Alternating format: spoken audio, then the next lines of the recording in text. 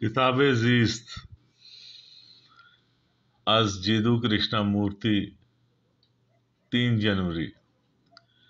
لفظوں کے شور سے آگے سننا ایک فن ہے جو آسانی سے نہیں آتا، لیکن اس میں خوبصورتی اور بڑی سمجھ ہے۔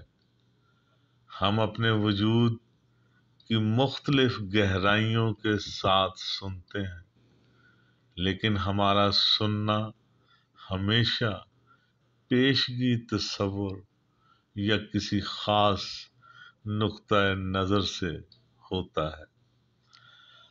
ہم صرف سنتے نہیں ہیں، ہمارے اپنے خیالات، نتائج اور تعصبات کی ہمیشہ مداخلت ہوتی رہتی ہے۔ سننے کے لیے باطنی خاموشی،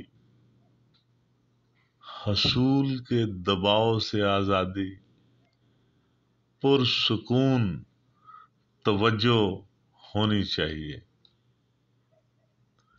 یہ الرٹ ابھی تک غیر فعال حالت سننے کے قابل ہے، جو زبانی نتیجہ سے باہر ہے۔ الفاظ الجھتے ہیں،